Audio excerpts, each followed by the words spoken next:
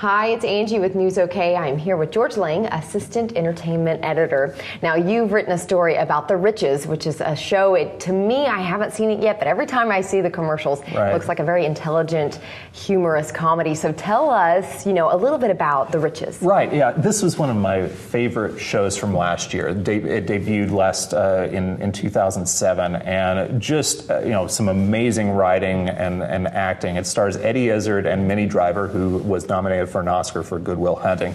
They star as Wayne and Dahlia Malloy. They're part of this group that are known as travelers or tinkers. They've been in America for like 150 years, and they're these traveling families or clans of criminals. They'll go into a town for a little while and do some like bad roofing jobs and things like that, and then they'll skip out of town before anybody can catch on to them. Wow. And so they're Wayne is trying to leave the clan.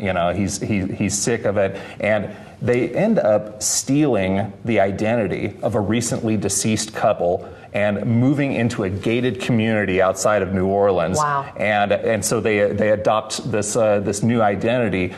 They can't quite get away from the criminal element that they've lived with their entire lives, and now they're trying to make it in straight society. It's not exactly working out that well. Oh. So, but it's really an extraordinary series. I've loved every episode of it. Wow. And Eddie Izzard, he is just fantastic. I got to talk to him and Minnie Driver this past week, and they were really, really interesting. Nice. Oh my goodness. And sadly enough, obviously, some of those stories about stolen identity and the bad roofing jobs are not far from the truth. Everybody's had or knows somebody who's been through this. That's okay, right. so next season, or this season, there's only 7 episodes. Does that at all have to do with the writer's strike? It has absolutely everything to do with the writer's strike. Eddie Izzard talked about this at length, and the thing is that they only got about 7 episodes in, and what they did is they set up a cliffhanger in the middle of what was supposed to be the second season, and so things will end with the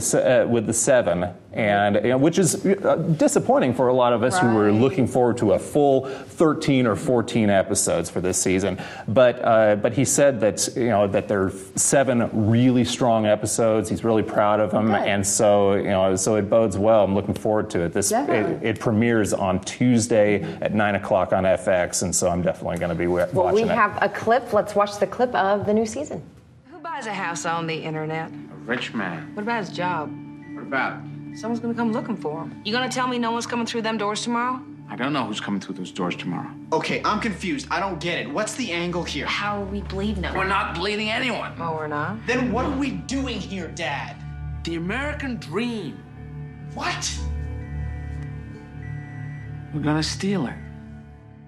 And that was a clip from The Riches. Now, Eddie Izzard is also the executive producer and into a lot of different projects. He's a busy man. Right. So is he dedicated? Do you think he is going to be able to, stick this out for the long haul? Well, you've seen him a lot as a character actor on things like the Ocean's 11 or Ocean's 12 and Ocean's 13 installments, and he's a great stand-up comedian. I mean, he is one of the legends of modern stand-up. But he says he's really committed to this. In fact, when they filmed the pilot for it in, I guess it was 2006, he was toasting season 4. He was having everybody get excited for a long haul. He said that he'd like to see this thing go for 9 seasons, which, I mean, that's quite a commitment. And but frankly, given the quality of what we've seen, with the first few episodes which I've seen of this season and last season, I'd like to see it go. So I'm hoping he gets his wish. I bet. Well, thank you so much.